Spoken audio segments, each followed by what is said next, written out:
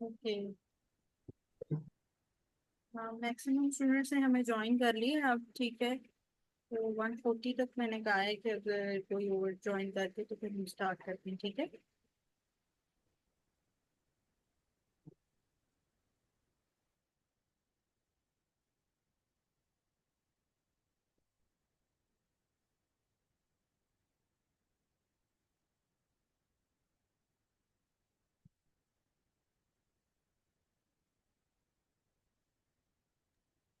आवाज कम है या क्या कोई इशू है तो मुझे बता दें अभी, फिर एडजस्ट।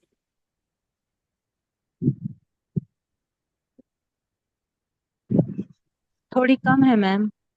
अच्छा, आज वैसे वैसे वो ऐसा तो नहीं, ऐसा अच्छा, एक मिनट मैं इस पे दोबारा लगाऊँ तो देखती हूँ फिर।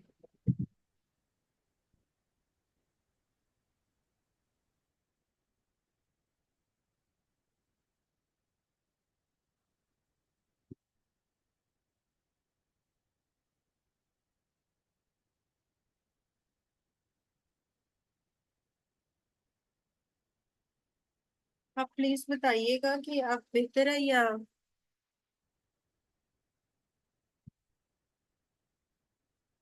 ओके, ठीक है। आज क्लास जो है वो हम कोशिश करेंगे कि 3:30 तक, 2 घंटे की होती है ना, तो हम इसको कंप्लीट कर लेंगे, या 3 बजे तक जैसे भी। चलें, ठीक है, सही है। अच्छा, चलें, ठीक है, अब हम स्टार्ट कर लेते हैं। 137 वैसे हुए हैं और इतने ही बच्चे होते हैं मैक्सिमम। तो आज हमारा सीएनएस स्टार्ट हो रहा है, ठीक है। तो सीएनएस के हमारे पास 6 डेज हैं इंशाल्लाह, जो है वो हम मैनेज कर लेंगे सारा सीएनएस का, ठीक है। लेकिन हम डबल ए के ही सीक्वेंस से चलेंगे, सीएनएस, फिजियोलॉजी, पैथोलॉजी और फिर न्यूरो एनाटमी, ठीक है। तो न्यूरो एनाटमी हम एंड में कर लेंगे, ठीक है, कोई इशू नहीं उसका। तो सीएनएस फिजियोलॉजी से स्टार्ट कर रहे हैं। अच्छा, सीएनएस फिजियोलॉजी। मैम, हाँ जी। इसमें हेड एंड नेक नहीं होगा फिर? नहीं, वो एनाटमी का वीक आएगा, उसमें करेंगे वो। Okay ma'am, thank you. और अगर हेड एंड नेक हुआ भी, मैं डॉक्टर हसीब से जो है वो कंसल्ट करके फिर भी बता दूंगी। एनाटमी का वीक अलहदा से वो चलेगा, ठीक है। ठीक है मैम। ठीक हो गया। अच्छा, सीएनएस का स्टार्ट करने से पहले ना कुछ चीजें हम लोगों ने जो है वो काउंट करनी है कि वो किस बारे में पूछते हैं। और सीएनएस फिजियोलॉजी में जो हम शुरू करेंगे, डबल ए में 880 पेज पे है, ठीक है, थर्ड एडिशन। पहले तो आप कुछ ये चीजें जो हैं वो देखें।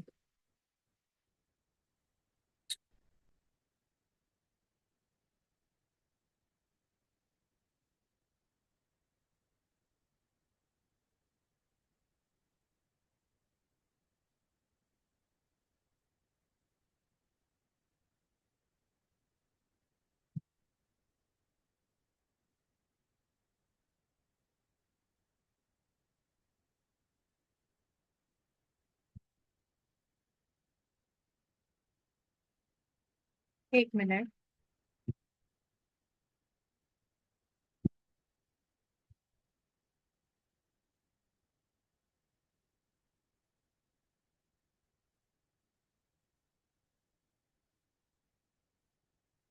तो मैं अभी बोल नहीं रही डॉक्टर बतावर, 1 मिनट बस।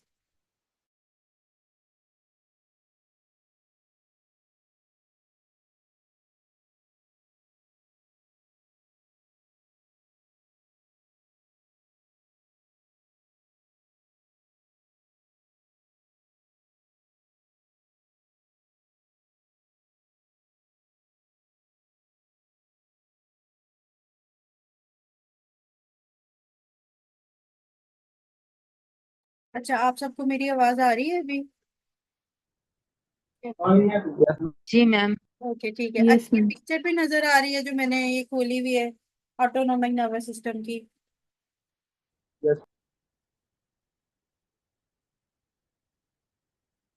ओके, ठीक है।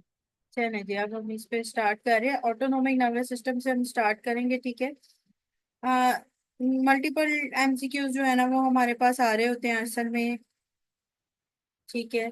उसके ऑटोनोमिक नर्वस सिस्टम के, जिसमें हम सिंपैथेटिक सिस्टम और पैरासिम्पैथेटिक सिस्टम पढ़ रहे होते हैं, ठीक है। तो उस तो ये करते हैं।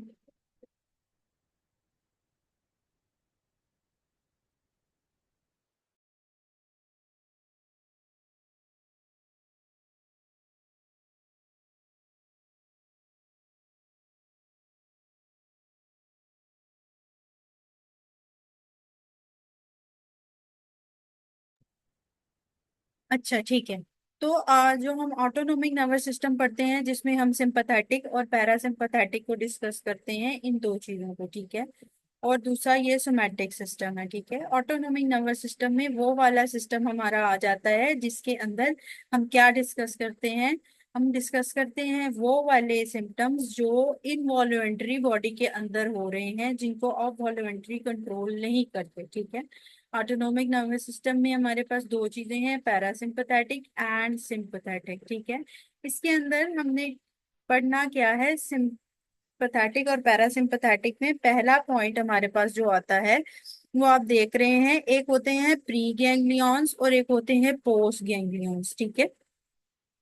इन pre and post ganglionic points पे कुछ न्यूरोट्रांसमीटर्स जो हैं वो रिलीज हो रहे होते हैं, जो पैरासिम्पथेटिक और सिंपथेटिक में डिफरेंट होते हैं दोनों, ठीक है। प्री एंड पोस्ट गैंग्लियोनिक में न्यूरोट्रांसमीटर्स रिलीज हो रहे होते हैं जो पैरासिम्पथेटिक और सिंपथेटिक सिस्टम में डिफरेंस होता है उनका, ठीक है। इतनी बात समझ आ गई। अच्छा, आप पहले ये देख लें कि जो पैरासिम्पथेटिक है उसकी सप्लाई कहाँ कहाँ तक है। उसकी है क्रेनियो सैक्रल सप्लाई। कहाँ तक सप्लाई है उसकी, उसकी सप्लाई है क्रेनियो सैक्रल, ठीक है। क्रेनियो सैक्रल सप्लाई है किसकी, पैरासिम्पथेटिक की, ठीक है। ओके। और जो, अगर मैं बात करूं कि सप्लाई, अगर मैं बात करूं किसकी, सिंपथेटिक की, तो उसमें क्या आएगा, अगर मैं सिंपथेटिक की बात करूं तो वो है थोरैको लंबर।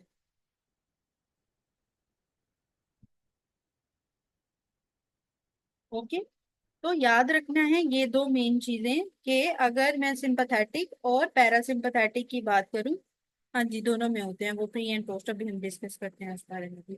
तो अगर मैं सिंपथेटिक और पैरासिम्पथेटिक की बात करूं तो पैरासिम्पथेटिक हमारे पास क्या आ जाता है, क्रेनियोसैक्रल। और अगर मैं बात करूं ये सिंपथेटिक की, तो सिंपथेटिक हमारे पास क्या आ जाएगा, थोरैकोलम्बर, ठीक है। ये स्पाइनल कॉर्ड के रीजन हैं जहाँ पे हमें ये सब मिलते हैं, ठीक है। इसके बाद हम बात करते हैं कि इसके अंदर प्री गैंग्लियोनिक और पोस्ट गैंग्लियोनिक्स क्या होंगे, ठीक है। दोनों के अंदर होते हैं। जो पैरासिम्पथेटिक है उसके अंदर आसान बात ये है कि पैरासिम्पथेटिक के प्री गैंग्लियोनिक हो या पोस्ट गैंग्लियोनिक रिसेप्टर्स हो, उन दोनों में एसिटाइल कोलिन ही होता है, ठीक है। पैरासिम्पथेटिक में ये बात याद करने बहुत आसान है कि उसमें क्या रिलीज होता है, प्री गैंग्लियोनिक या पोस्ट गैंग्लियोनिक, ये दोनों जगह पे। मेरा कर्सर नजर आ रहा है ना आप लोगों को साथ साथ, ये जो मैं मार्क कर रही हूँ साथ साथ। मैम ये आप फर्स्ट एड से करा रहे जी। हैं ma'am first aid. Picture zoom कर लो थोड़ी सी। जूम कर दूं? अच्छा पिक्चर थोड़ी जूम कर लो। अच्छा अच्छा, रुकिए रुकिए, मैं जूम कर देती हूँ, एक मिनट। अभी बेहतर है? Yes ma'am. ओके ओके, ठीक है। तो अगर हम बात करें किसकी, अगर मैं बात करूं पैरासिम्पथेटिक की, तो उसके प्री गैंग्लियोनिक और पोस्ट गैंग्लियोनिक में आप लोगों ने याद क्या करना है कि उसमें एसिटाइलकोलिन ही रिलीज होता है, ठीक है। एसिटाइलकोलिन, ये सिंपल एज वेल, बस इतना याद करना है। और इसकी सप्लाई क्या है स्पाइनल कॉर्ड पे, क्या क्रेनियो सैक्रल सप्लाई है, ठीक है, क्रेनियम से सैक्रल तक। फिर सिंपथेटिक की अगर मैं बात करूं तो सिंपथेटिक की सप्लाई क्या है, थोरैको लंबर सप्लाई है, ठीक है। और इसमें क्या आ जाएगा, इसके जो प्री गैंग्लियोनिक्स हैं, ये जो प्री गैंग्लियोनिक्स, इसके प्री गैंग्लियोनिक्स इसके एसिटाइलकोलिन रिलीज करते हैं। और पोस्ट गैंग्लियोनिक क्या रिलीज करते हैं, नॉरएपिनेफ्रिन, ठीक है, नॉरएपिनेफ्रिन। ये बात याद रखनी है, ठीक है। जो सिंपथेटिक है उसके प्री गैंग्लियोनिक एसिटाइलकोलिन रिलीज करते हैं, और जो पोस्ट गैंग्लियोनिक है दैट रिलीज द नॉरएपिनेफ्रिन। लेकिन जो स्वेट ग्लैंड है that is the exception. Exception क्या है कि as for sweat and as for sympathetic system.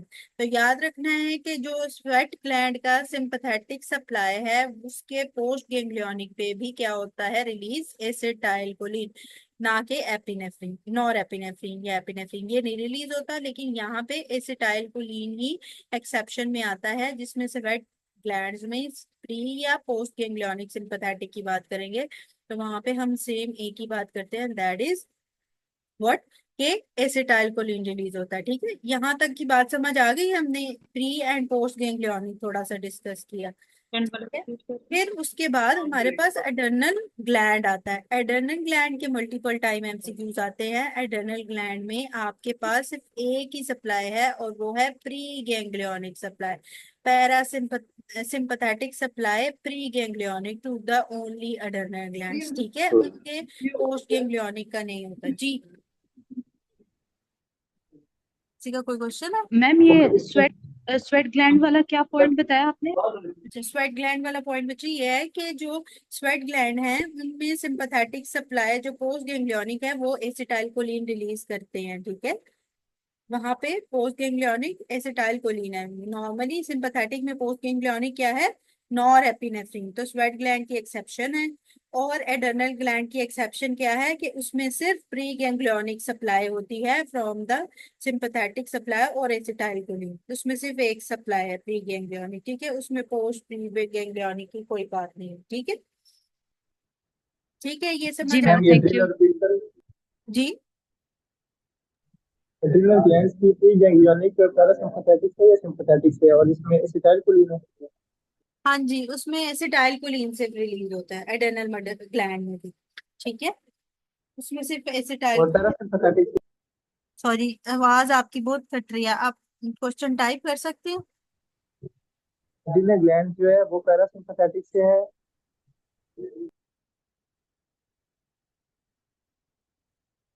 मुझे शायद मुझे ही से आवाज का प्रॉब्लम हो रहा है।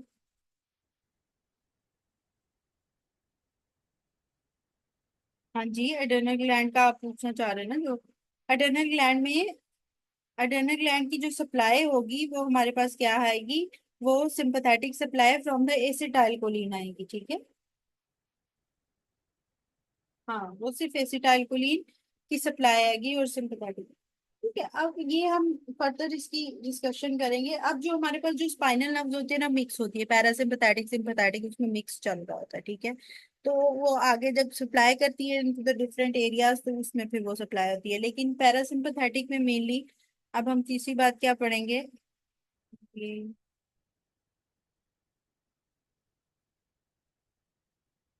एक मिनट। अच्छा, अब इसमें क्या है कि अब हमने बात क्या पढ़नी है कि सप्लाई कहाँ कहाँ होता है। ठीक है, अब ये थोड़ा सा ये जो नीचे गिवन है सारा ये थोड़ा सा डिस्कस कर लेते हैं। अच्छा, अब ये रिसेप्टर्स होते हैं यहाँ पे, ये इनके सारे जो है ना वो सप्लाईज जिधर होते हैं वहां पे ये alpha one alpha two beta one beta two ये जो ये लिखे हुए हैं मेनली ये होते हैं सिंपैथेटिक के। ठीक है, जितने भी वहां पे जो है ये पॉइंट्स हैं ये यही हैं, अल्फा वन अल्फा टू के आते हैं, बीटा वन बीटा टू के आते हैं। ठीक है, ये सिंपैथेटिक में ज्यादातर आते हैं। ठीक है, और जो पैरासिम्पैथेटिक में हम देखते हैं वो M1 मस्करैनिक रिसेप्टर्स होते हैं, that is the M1 M2 M3। ठीक है, ये याद रखना है। अब जो मस्करैनिक रिसेप्टर्स हैं वो तो हमने पढ़ लिया कि M1 M2 M3, और वो ज्यादातर पैरासिम्पैथेटिक के साथ एसोसिएटेड है। क्यों? क्योंकि जो एसिटाइल कोलिन रिसेप्टर्स होते हैं that are two types acetyl choline receptor, एक निकोटिनिक होते हैं और दूसरे कौन से होते हैं, मुस्कुरैनिक। ठीक है, तो ये दो चीजें भी याद रखनी है कि जो भी एसिटाइल कोलिन रिसेप्टर्स होंगे वो या तो निकोटिनिक होंगे या मस्कुरैनिक होंगे। ठीक है, तो पैरासिम्पथेटिक में क्योंकि प्री गैंग्लियोनिक और पोस्ट गैंग्लियोनिक हमारे पास सप्लाई किस तरह होती है, एसिटाइल कोलिन के रिसेप्टर्स से एसिटाइल कोलिन रिलीज होती है। तो acetyl choline receptors are of two type. ये जो वन टाइप ऊपर लिखी हुई है that is the nicotinic receptor, ये एन लिखा हुआ है इसके साथ, ये नजर आ रहा है ना एन लिखा हुआ। तो दैट एन शोज व्हाट कि ये एसिटाइल कोलिन रिसेप्टर ही है लेकिन ये निकोटिनिक है। और अगर नीचे वाले में एसिटाइल कोलिन रिसेप्टर की बात करूं तो यहाँ पे एम लिखा हुआ है, M1 M2 M3। तो ये जो एम है ये क्या शो कर रहा है, ये मस्कुरैनिक रिसेप्टर है। तो दोनों रिसेप्टर्स में फर्क है। ठीक है, एक नाइकोटिनिक रिसेप्टर है एसिटाइल कोलिन का ही और एक है मस्कुरैनिक रिसेप्टर। ठीक हो गया।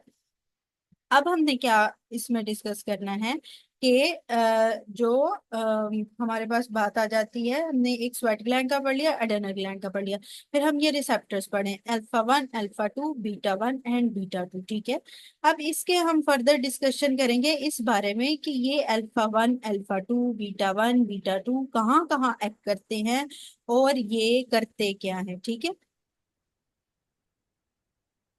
अच्छा अब मैं आप लोगों के साथ, अच्छा थोड़ी सी नीचे ये जो इंफॉर्मेशन लिखी हुई है इसको थोड़ा सा पढ़ लेते हैं कि पेल्विक स्प्लैंकिंग नर्व्स जो 3 है, 7 है, 9 है, 10 है, ये पैरासिम्पथेटिक नर्वस सिस्टम का पार्ट है। ठीक है, पेल्विक स्प्लैंकिंग नर्व 3, 7, 9 एंड 10 ये पैरासिम्पथेटिक नर्वस सिस्टम का पार्ट है।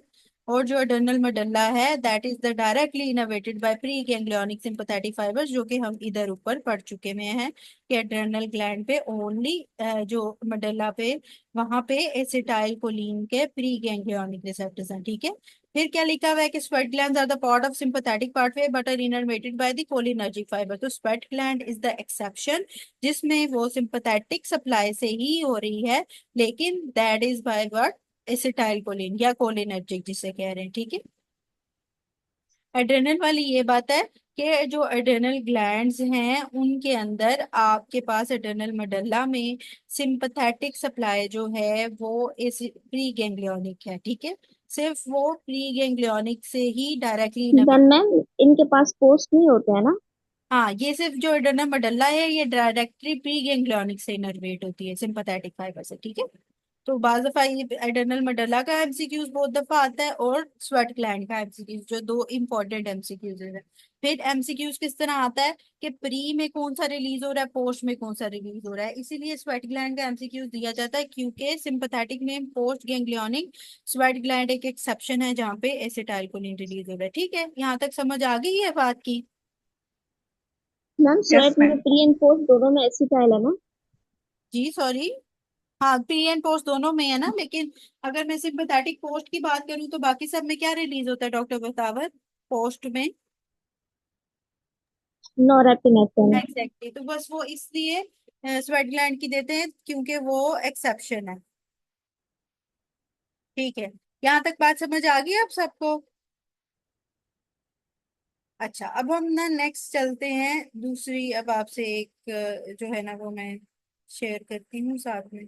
ठीक है,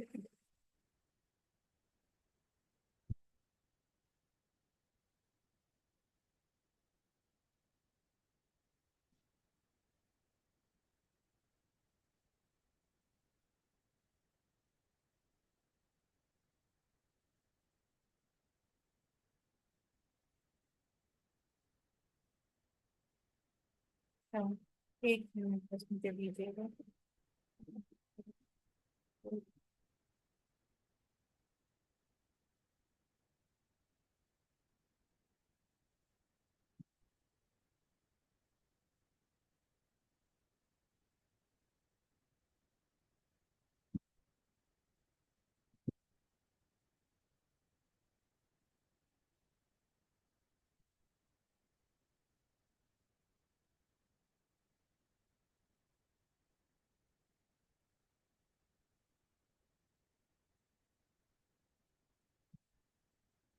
अच्छा ठीक है, तो अब हम, ठीक हो गया। अब ये नई दूसरी पिक्चर आप लोगों को नजर आ रही है। Yes ma'am. ओके ठीक है। अच्छा अब जहाँ पे हमने पढ़ा था लास्ट में, मैंने एंड किया था अल्फा 1, अल्फा 2, बीटा 1, बीटा 2, ये एड्रेनर्जिक रिसेप्टर्स हैं, इनकी टिश्यू डिस्ट्रीब्यूशन और ये करते क्या हैं ये। अब इसमें मल्टीपल एमसीक्यूज आते हैं जिसके अंदर पूछा जाता है जो अल्फा 1 है वो हमेशा आपने याद क्या करना है कि अल्फा 1 एक तो वेसो कंस्ट्रिक्शन के लिए होता है। ठीक है, ये बात। दूसरा आई में अगर पिपुलरी मसल की सप्लाई का पूछा जाए तो वहां पे भी अल्फा 1 वेजो कंस्ट्रिक्शन, वहां पे भी पिपुलरी कंस्ट्रिक्शन करवाते हैं। ठीक है, तो ये दो चीजें याद रखनी है अल्फा 1 से रिलेटेड जो एमसीक्यूज में बारहा टाइम आपसे पूछेंगे। ठीक है, मल्टीपल टाइम्स। ठीक है, जब भी vasoconstriction, smooth muscle vascular smooth muscle vasoconstriction, pupillary dilator muscle contraction, ठीक है, उसके अंदर अगर कॉन्ट्रैक्शन का कहीं भी पूछेंगे तो वो अल्फा 1 के साथ एसोसिएशन है। अल्फा 1 रिसेप्टर्स कॉन्ट्रैक्शंस के लिए होते हैं। ठीक है, फिर उसके बाद पूछा जाता है अल्फा टू के लिए। तो जो वन है वो क्योंकि हर जगह कॉन्ट्रैक्शन करवा रहे हैं, और अगर अल्फा टू जो चला जाएगा तो ये इनहिबिशन करवाएगा, ठीक है। अल्फा वन से याद रखना है कि वन का रोल है कि वो कॉन्ट्रैक्शन करवा रहा है, लेकिन टू क्या करवा रहा है, टू जो सिंपैथेटिक फ्लो होता है, ठीक है, उसको कम करता है। तो ये इनहिबिशन हर चीज की स्टार्ट कर देता है, जैसे इंसुलिन का रिलीज रोक देता है, इनहिबिशन ऑफ न्यूरोट्रांसमीटर्स कर देता है, इनहिबिशन ऑफ सलाइवा लिखा हुआ है, ठीक है। इसके अलावा ये क्या करता है, सिंपैथेटिक आउटफ्लो को, टू क्या करता है, 2 नंबर होता है, तो ये हर चीज को इनहिबिट करने लग जाता है, ठीक है। सही है। तो अल्फा टू हमेशा याद रखना, ये इनहिबिशंस में आता है, 2 नंबर है, और वो हर चीज को इनहिबिट कर देता है, ठीक है। फिर उसके बाद आ जाता है B1 एंड B2, ठीक है। B1 से आपने हमेशा याद रखना है कि B1 हार्ट में होते हैं, ज्यादातर हार्ट के साथ पूछा जाता है कि इसमें कौन से रिसेप्टर्स हुए हैं, तो B1 are the receptors for the heart, ठीक है, जो कि हार्ट की कॉन्ट्रेक्टिलिटी को ज्यादा करते हैं, ठीक है, और किडनी के साथ भी एसोसिएटेड है, जैसे रीनन सिक्रीशन में। तो B1, क्योंकि जब हमने ऊपर A1 पढ़ा तो A1 क्या कर रहा था, कॉन्ट्रैक्शंस कॉन्स्ट्रिक्शंस कर रहा था, ठीक है, और वो उस चीज को इनहेंस कर रहा था, ठीक है। इसी तरह B1 से याद रखना है कि वो 1 नंबर है, तो 1 नंबर सिंपैथेटिक सिस्टम को, सिंपैथेटिक सप्लाईज को इनहेंस करेगा। उसमें वो क्या करेगा, हार्ट रेट ज्यादा कर देगा, हार्ट की कॉन्ट्रैक्टिलिटी ज्यादा कर देगा, रिनन रिलीज ज्यादा कर देगा, ठीक है। तो B1 से याद रखना कि वो हर चीज 1 नंबर पे है, तो वो हर चीज को ज्यादा करेगा, ठीक है। इसी तरह B2 में हम आ जाएंगे, तो B2 क्या करेगा, B2 करेगा कि वो वेजोडाइलेशन की तरफ बात लेके जाएगा, ब्रोंकोडाइलेशन की तरफ बात लेके जाएगा, ठीक है। तो हमेशा याद रखना, जो 2 नंबर वाले हैं वो इनहिबिशन की तरफ बात लेके जा रहे हैं, तो ये वेजोडाइलेशन और ब्रोंकोडाइलेशन की यहाँ पे बात आएगी। जब भी अगर मैं ब्रोंक्योल्स की बात करूंगी, लंग्स की बात करूंगी, तो that is considered as B2 के साथ, ठीक है। तो हमेशा याद रखना है, जब भी ब्रोंक्यूल्स की, लंग्स की बात होगी, तो वो किसके साथ एसोसिएटेड होगा, वो B2 के साथ बात होगी, ठीक है। ब्रोंकोडाइलेशन के लिए, वेजोडाइलेशन के लिए हमारे पास टू मेन ये बात होती है कि 2 लंग्स होते हैं, तो उसके अंदर B2 होता है, ठीक है। इस तरह भी याद कर सकते हैं कि 2 लंग्स हैं और उसके अंदर B2 होता है फॉर द ब्रोंकोडाइलेशन, ठीक है। तो इसके अंदर ब्रोंकोडाइलेशन होगी। इसके अलावा B2 का एमसीक्यूज आपके पास आता है यूट्राइन टोन में, ठीक है। ये एक्स्ट्रा बात है जो यहाँ पे आप लोग बेशक अपने पास ऐड कर लें, जो इसमें नजर नहीं आ रहा। यूट्राइन जो टोन है वो इंक्रीज उससे होती है B2 से, B2 रिसेप्टर्स हैं जो यूट्राइन टोन के साथ हैं। आपके पास एक एमसीक्यू आएगा जिसमें हम ये डिस्कस करेंगे कि वो पूछते हैं कि हार्ट और यूट्राइन की सप्लाई कैसी है, सिंपैथेटिक और रिसेप्टर्स, एड्रेनर्जिक रिसेप्टर्स बताएं। तो उसके अंदर हमारे पास आ जाती है किसकी बात, कि हार्ट के लिए कौन से होंगे, हार्ट के लिए कौन से, B2, B1, बीटा 1। और यूट्राइन टोन्स के लिए या यूट्रस के लिए कौन से होंगे, B2। B2, B2। हाँ, बस यही एमसीक्यूज आता है, उसमें B1 B2 की ऑप्शन दे देते हैं, और उसमें कहते हैं कि इसमें बताएं कि वो B1 है या B2 है, ठीक है। समझ आ गई यहाँ तक कि हमने क्या डिस्कस किया। फिर जो मस्कुरानिक स्ट्रक्चर्स हैं वो कोलिनर्जिक होते हैं, और वो हम डिस्कस कर चुके हैं अभी पीछे, कि वो पैरासिम्पथेटिक में ज्यादातर हमें मस्कुरानिक देखते हैं क्योंकि वो कोलिनर्जिक होती है पोस्ट में, ठीक है। समझ आ गई है इतनी, ठीक है। तो पैरासिम्पथेटिक और सिंपथेटिक सप्लाईज का पता है कि सिंपथेटिक जो होता है वो हमारा मतलब कि फाइट एंड फ्लाइट होता है, और ठीक है, ओके। और जो पैरासिम्पथेटिक होता है वो हमारा रिलैक्सिंग मोड वाला होता है, तो इसलिए जो भी रिलैक्सिंग फॉर्म होगा वो हम पैरासिम्पथेटिक में देख रहे होंगे, और जो फाइट एंड फ्लाइट वाले सारे होंगे, कंट्रैक्टिलिटी होगी, वेजो कंस्ट्रिक्शन होगी, ये ज्यादातर हम किस में देखेंगे, ये सिंपथेटिक के साथ हम देखेंगे, ठीक है। अच्छा,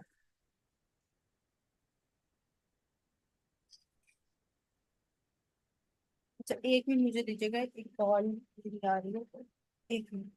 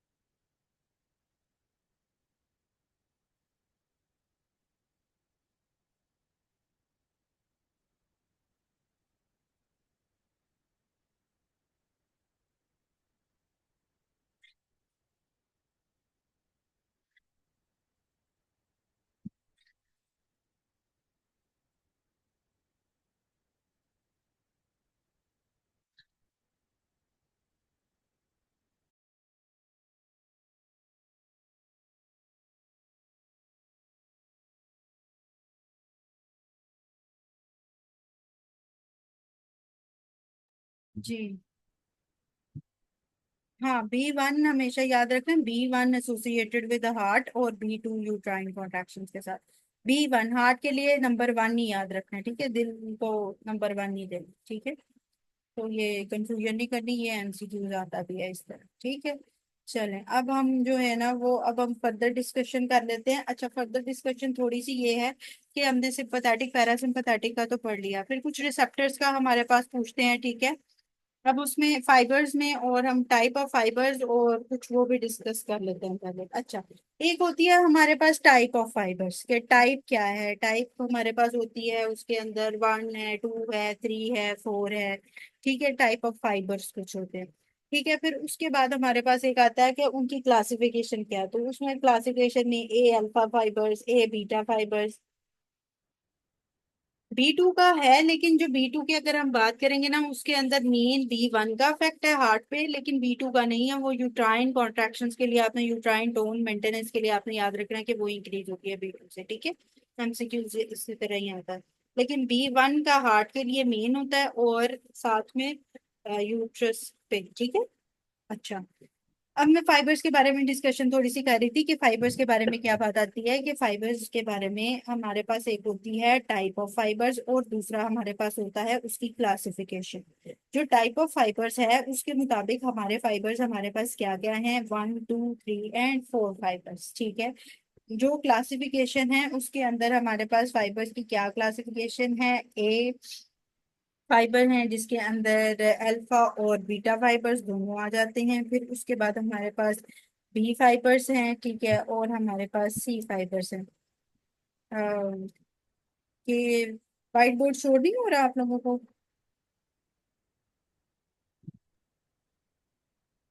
हो रहा है मैम शो। ओके, ठीक है। तो हमारे पास कौन कौन से फाइबर्स आ गए, मैंने बात की 1 2 3 and 4 are the types and the classification is A fibre that is consisted of A alpha fibre, A beta fibre, A delta fibre, फिर बी फाइबर्स और सी फाइबर्स। अच्छा, अब आप लोगों ने याद क्या करना है, ये आप लोगों का रफी में भी रिवाइज होगा, इसको अच्छे तरीके से सुन लें एक दफा कि ए अल्फा फाइबर्स क्या करते हैं, ए बीटा फाइबर्स क्या करते हैं, B two you trine tone पे B2, ठीक है। ए अल्फा फाइबर्स क्या करते हैं, ए बीटा फाइबर्स क्या करते हैं, ए डेल्टा फाइबर्स क्या करते हैं, ठीक है, ये सब पता होना चाहिए। जो ए अल्फा फाइबर्स हैं वो याद रखिएगा कि जो मसल स्पिंडल्स पे हैं या गोल्जी टेंडन पे, जो कि आपका एक्स्ट्रा स्ट्रेच और मसल की लेंथनिंग को कंट्रोल कर रहे होते हैं। मसल की लेंथनिंग को मसल स्पिंडल्स कंट्रोल कर रहे होते हैं, ठीक है। उसके अंदर हमारे पास आ जाते हैं ए अल्फा का 1A, ठीक है। ए अल्फा में 1 जो ए है वो हमारे पास मसल स्पिंडल्स के आ जाते हैं, जो मसल स्पिंडल फाइबर्स होते हैं। व्हाइट बोर्ड शो नहीं हो रहा, मतलब कुछ बच्चों को शो हो रहा है, कुछ कह रहे हैं शो नहीं हो रहा। हो रहा है मैम। हो रहा है, ठीक, मैम शो हो रहा है। ओके, ठीक है। तो ए अल्फा अल्फा फाइबर्स के अंदर जो हमारे पास 1 अल्फा है, आप रिकनेक्ट कर रहे हैं डॉक्टर अवैस, रिकनेक्ट कर रहे हैं आप, रिफ्रेश में दोबारा से। अच्छा, मैं उसको मैं भी कर देती हूँ, आप कर। लिखा हुआ कुछ नहीं है मैम। अच्छा, मैं लिख तो रही हूँ, अभी 1A ही मैंने लिखा था बस।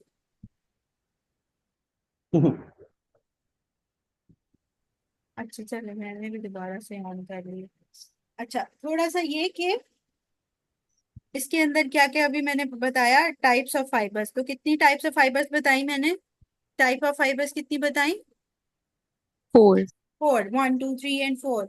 एंड क्लासिफिकेशन इज, क्लासिफिकेशन क्या है, ABC। A B A C L A C B and C. And A के अंदर A alpha, A beta and alpha हाँ बीटा A डेल्टा। ठीक है। अब H जो ए अल्फा है डेल्टा। उसके अंदर 1A है और 1B है।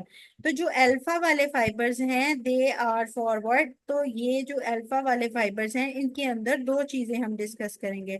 इसके अंदर दो चीजें क्या हैं, ए 1 alpha is with the muscle spindle and 1 beta is with the Golgi tendon. जो नॉर्मल मसल की स्ट्रेचिंग है वो मसल स्पिंडल फाइबर्स के साथ एसोसिएटेड होती है जो 1 अल्फा के साथ है, और 1 बीटा के साथ जो है वो गोल्जी टेंडन की है, जिसके अंदर मसल स्ट्रेच के लिए जब भी मसल स्ट्रेच में चला जाएगा। और ऐसे MCQs आए जिसके अंदर डबल ए से करें डॉक्टर सिद्रा, अच्छा, जो अभी हम थोड़ी डिस्कशन कर रहे हैं अभी, ठीक है। अच्छा, जो वन भी है they are for the Golgi tendon, और हमेशा याद रखें जब भी मसल स्ट्रेच की बात आए या बात आए कि अ, अगर वो बात आए कि मसल बुक्स उसने उठाई हुई हैं और एक और ऊपर रख दिया और सारा गिर गया, तो ये जो मसल स्ट्रेच है ये कौन देख रहा है? ये गोल्जी टेंडन सिस्टम देख रहा है, ठीक है। ये आपके साथ फिजियो की क्लास में भी डिस्कस होगा, ठीक है। उसके पीछे पूरा फिनोमेना उसका मैम आपके साथ डिस्कस करेंगे, ठीक है। लेकिन आप लोगों ने क्या याद रखना है कि जो वन ए है that are associated with the muscle spindle fibres, ठीक है, और जो वन बी है they are associated with what? ठीक, वन बी किसके साथ है? Golgi tendon. गोल्जी टेंडन के साथ। और GTOs। स्पिंडल नॉर्मल स्ट्रेच को देखता है और मतलब कि उसकी लेंथनिंग को देखता है मसल की, उसको सेंस करता है, और जो गोल्जी टेंडन है वो स्ट्रेच के लिए होता है, ठीक है। फिर हमारे पास ए बीटा फाइबर्स आ गए, ठीक है, ए बीटा फाइबर्स।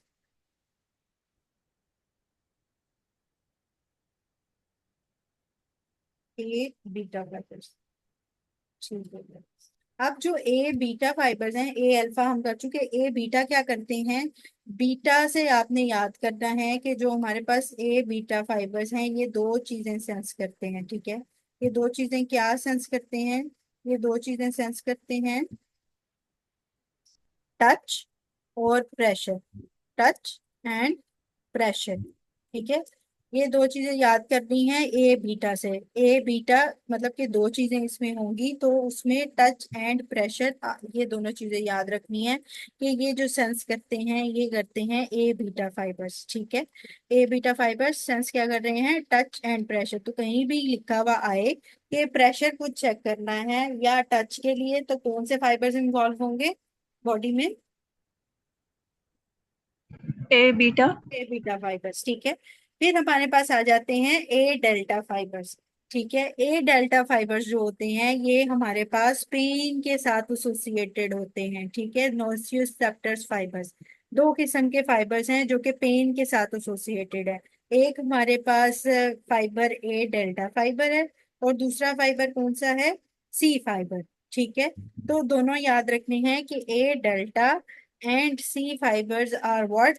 ये पेन के फाइबर्स हैं, ठीक है। तो ये दोनों चीजें भी याद रखनी है कि पेन के फाइबर्स इसमें से कौन कौन से हैं? ए डेल्टा फाइबर और फिर उसके बाद सी फाइबर। तो ये दोनों फाइबर्स पेन के फाइबर्स हैं, नोसिसेप्टर्स के फाइबर्स हैं, ठीक है। अब क्या होता है कि इन मैम दोनों में डिफरेंस पूछा जाता है जी।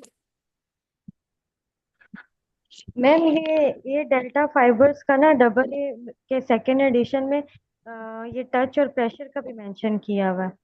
हाँ, वो मतलब ये ए बीटा फाइबर्स में नहीं दिखा। वो किया हुआ है, लेकिन आपने याद रखना है कि अगर टच एंड प्रेशर के साथ आपको पूछा जाए तो आपने ए बीटा को ही प्रेफर करना है हमेशा, ठीक है। अगर टच एंड प्रेशर के साथ कभी भी आए, प्रोप्रियोसेप्शन का कभी आए, ठीक है, तो उसके अंदर टच एंड प्रेशर क्योंकि आता है, तो इसलिए ए बीटा फाइबर्स को हमेशा प्रेफर करना है, ठीक है हमेशा। Okay ma'am, thank you. A delta fibres हमारे पास मेनली जो एमसीक्यूज आप आगे भी देखेंगे, ए जो डेल्टा फाइबर्स हैं उसमें आप लोगों ने याद रखना है कि ए डेल्टा फाइबर्स के अंदर हमारे पास बात क्या आती है कि ये जो है ये पेन के साथ एसोसिएशन आ रही होती है दोनों की, ठीक है। ए डेल्टा और सी फाइबर्स दोनों की। अब जो ए डेल्टा फाइबर्स हैं, क्योंकि इसके साथ ए लगा हुआ है, ठीक है, अल्फाबेट ए है, तो उससे याद कर लो कि ये पहले नंबर पे होगा। तो पहले नंबर पे मतलब कि ये फास्ट होगा, ठीक है, ये फास्ट होगा रादर देन सी फाइबर। जो फास्ट पेन फाइबर्स हैं वो कौन से हैं हमारे पास? ए डेल्टा फाइबर, ठीक है। समझ आ गई?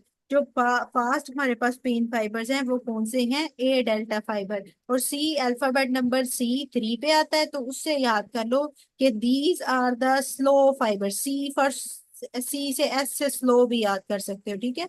तो जो स्लो पेन फाइबर्स हैं वो हमारे पास हैं सी फाइबर्स, ठीक है।